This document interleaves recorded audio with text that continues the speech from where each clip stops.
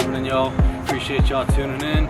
It's a Friday night. I'm outside right now because I got something on my mind. So tonight I wanted to go over something that somebody brought to my attention. Right? This is important to me because this isn't something I was aware of. It's somebody close to me I know, and I wasn't aware of the problems they were going through regarding sobriety. Sobriety is a big deal for me. It changed my life. It got me out of, it saved me from a rough path. It saved me from a rocky path that I was heading down, and a path that should have took me to death or long-term incarceration. I escaped that, and now I'm on to bigger and better things. So if I can help the next person do the same thing if they desire to, that's a dream come true. I love sharing my journey with this because it saved my life. Hopefully I can save yours if you need it, or hopefully I can motivate you to realize there are other important things in life, and maybe help you appreciate the small things, you know what I mean? Because that's what, at the end of the day, that's what sobriety does. It makes you appreciate the small things. You know, drugs itself, they control your mind, so it allows you to be free at last. So with that being said, there's somebody that reached out to me on Instagram. He sent me a message, asked me a bunch of questions how I could help him, asked me for some advice. You might have some of the same questions. I don't know. That's why I'm sharing with you. And you might be ashamed to ask. So that's another reason why I want to share with you, because you can kind of just tune in, keep it low key, and go about your day-to-day life, you know? So, all right. Bro, I know you've been through some shit. Can I ask you a few questions? When you were going through it, what steps did you take to become sober? You know, I was incarcerated when I got sober. When I got incarcerated for what I got incarcerated for, I had no intentions to be sober, ever be sober. I couldn't imagine the thought of being sober.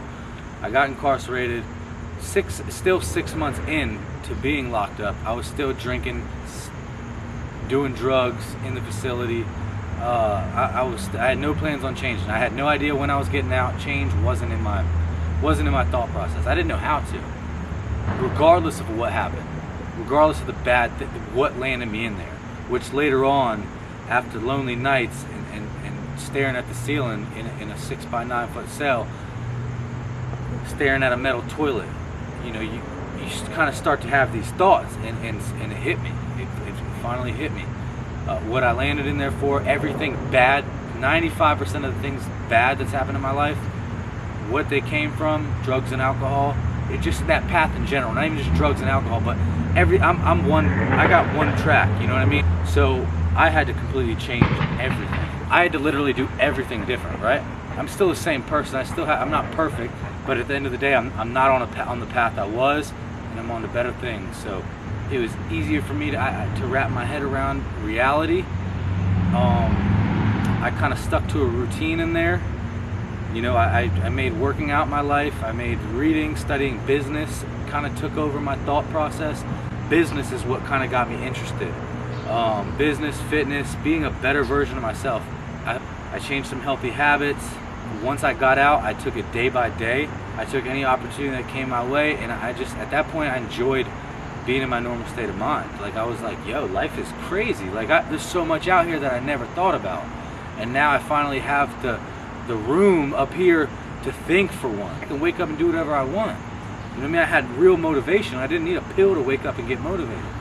I didn't need a drink to go have fun. You know what I mean? Everything's fun now. I have an alcohol problem where I don't drink every day, but when I do, I don't know how to stop. And sometimes I snap on people that love me. Whew, that's a big one right there. That's definitely a big one. You'll definitely ruin some relationships being under the influence.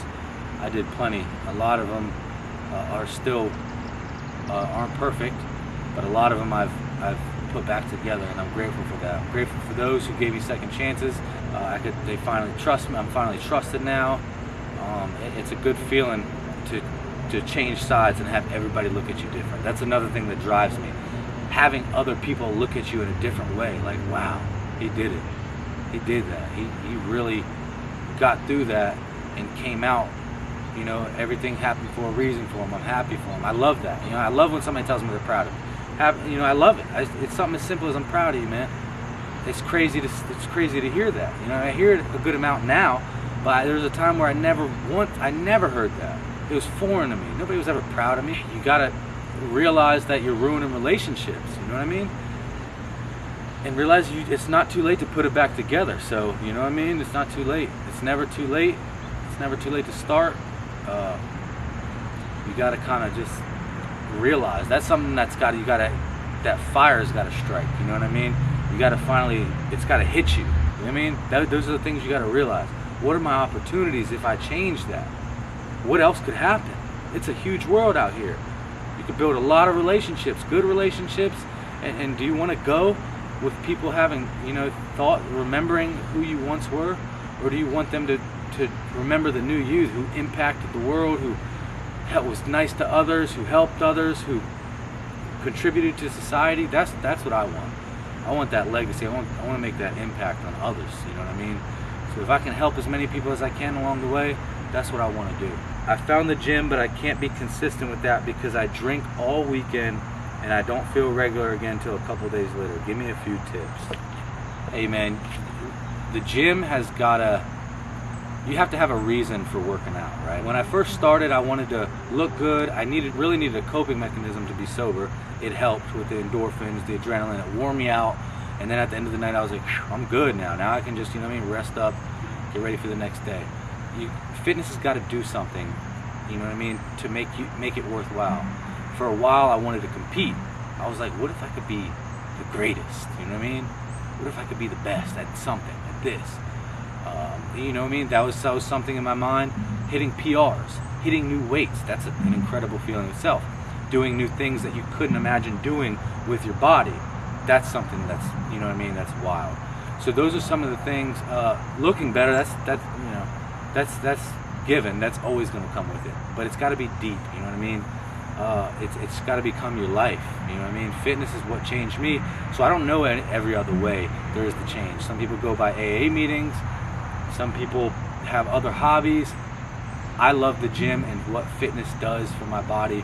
It was an excellent replacement for the unhealthy. It was like an opposite change that did the same thing for me mentally, if that makes sense. Just a positive stimulant. So I love people respecting me now, you know what I mean? I didn't always get that respect, or if I did, it was for different reasons, so there's got to be your personal reasons for fitness, but realize how much the drinking or whatever, the drugs, affects you and how much it keeps you, because I'm a personal trainer. I have clients, they come once or twice a week. Not to say they're drinking their face off every night, but there's a reason they're not coming there every day. They're coming once a week. Why don't they have the motivation to come 5 or 6 days a week? They don't want it bad enough. They don't care that much. Like I said, I'm one way, so I only know give it all. Or else I probably wouldn't be able to do it, because I'm not wired that way. People are wired different, so being able to just half-ass a few different things, I can't really do it. I have to just give something everything I got and kind of like not focus on anything else. So my lane right now is fitness, personal training, my fitness clothing line. I have this area helping others with sobriety. This health mindset is what has me right now, health and business. It's what got me in a chokehold. So maybe you can focus on the same thing. Maybe it could work for you. Have a little business you could focus on, your fitness you could focus on, and have something else in between that you can focus on. Your job, you're doing great at your job. I know who you are. So, just keep building, man. Keep building, bro. You know what I mean? And find that natural adrenaline to keep you going every day. So, with that being said, man, I hope I could contribute a little bit to that mindset, that thought process. If anybody else is watching, I'd love to hear about it in the comments. If I helped you in anything I said, you might already knew everything, but you just needed to resurface it. That's the way I work. A lot of times I hear motivational speakers or something, and I get that, I understand that, but hearing it, from somebody who's done it, it really hits you different. Resurfacing it is important. So if I can keep resurfacing it and bring it to the table, I might say the same things over and over again, but there's only a few things that work. So you know what I mean? There's only a few different ways to say it. You gotta find that fire inside of you, man. It's a big world we live in. I appreciate y'all watching, and If you haven't subscribed yet, hit that subscribe, like, you know what I mean, do all that good stuff that they say on this YouTube thing. And with that being said, I'll see y'all later. Check my IG out, Kevy Kev, Facebook, Kevin Clark. Until next time.